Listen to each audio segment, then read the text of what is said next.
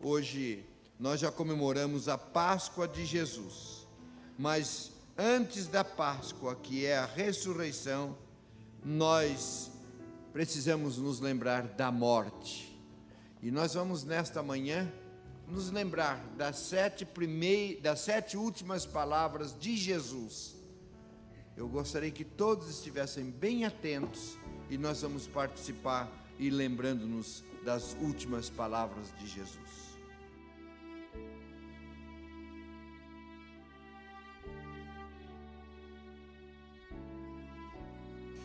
As últimas palavras de uma pessoa são sempre muito interessantes, principalmente se se trata de alguém que marcou o seu tempo por tudo que disse.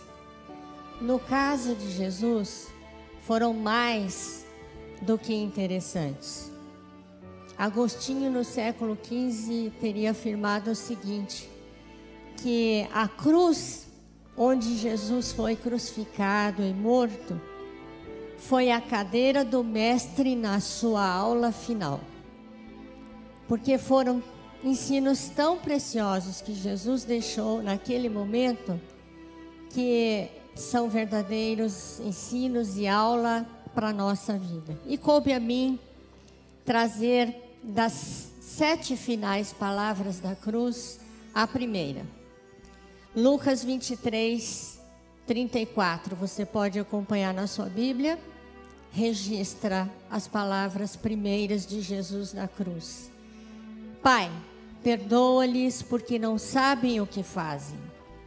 Essa oração que foi feita por Jesus foi num momento de profundo significado. Sob o ponto de vista humano, um momento de crise para Jesus, porque ele passava por muita dor, muito sofrimento, muita humilhação. E sob o ponto de vista de Deus, o cumprimento do seu plano para o resgate da humanidade. Aliás, 700 anos antes, Isaías profetizou que o Filho de Deus seria crucificado com pecadores. Acompanhe na sua Bíblia, Isaías 53, 12. Isaías 53, 12 diz assim: pois ele deu a sua própria vida e foi tratado como se fosse um criminoso. Ele levou a culpa dos pecados de muitos e orou pedindo que eles fossem perdoados. Naquele momento que Jesus foi capaz, com todo o sofrimento que estava passando, de orar, Pai, perdoa-lhes porque não sabem o que fazem, ele estava, na verdade, expondo publicamente o pecado dos judeus. E ele ressaltou que eles estavam agindo daquela maneira por ignorância, fazendo o que estavam fazendo por não saberem exatamente o que estavam fazendo, pura ignorância. Jesus pediu ao Pai naquele momento que perdoasse as pessoas que estavam participando do seu assassinato. Há ofensa que alguém possa sofrer maior do que essa, queridos? Pense um pouco nisso. Reflita sobre isso. Deus ouviu aquela oração de Jesus, abrindo o caminho de salvação até para os assassinos de Jesus, porque eles reconheceram que ele era o Filho de Deus. Observe o que diz o texto a esse respeito. Mateus 27, 54. Mateus 27, 54 diz assim: o centurião e os que com ele guardavam a Jesus, vendo o terremoto e tudo o que se passava, ficaram possuídos de grande temor e disseram: verdadeiramente este era o Filho de Deus. Glória a Deus por este momento de reconhecimento daqueles homens. Quem não entende que o perdão é o caminho para a liberdade, não é capaz de perdoar. Prefere ficar aprisionado às ofensas sofridas, vivendo constantemente amargurado. E Jesus propôs, naquele momento da cruz, que isso pode ser diferente na nossa vida.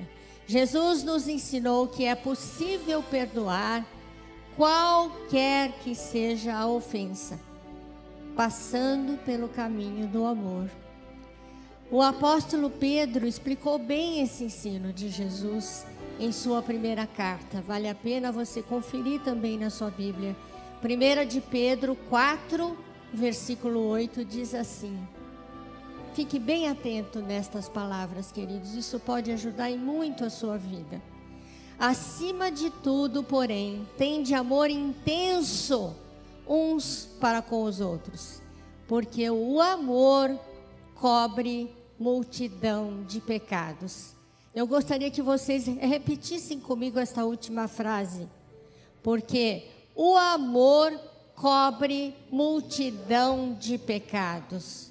Glória a Deus por isso. Concluindo, eu gostaria de finalizar dizendo que o que nós podemos aprender desta primeira palavra da cruz, que quando você ama, quando eu amo, somos capazes de perdoar verdadeiramente, seja qual for a ofensa.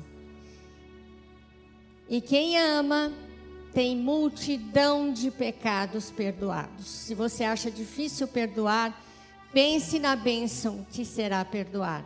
O amor apaga multidão de pecados. Os seus próprios pecados, os meus próprios pecados e os pecados de quem presencia tal testemunho na vida da gente.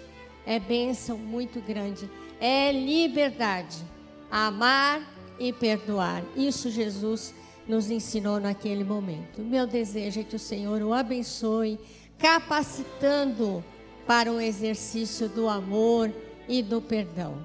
Como Jesus é amável, maravilhoso, louvemos o seu santo nome com toda a alegria do nosso coração.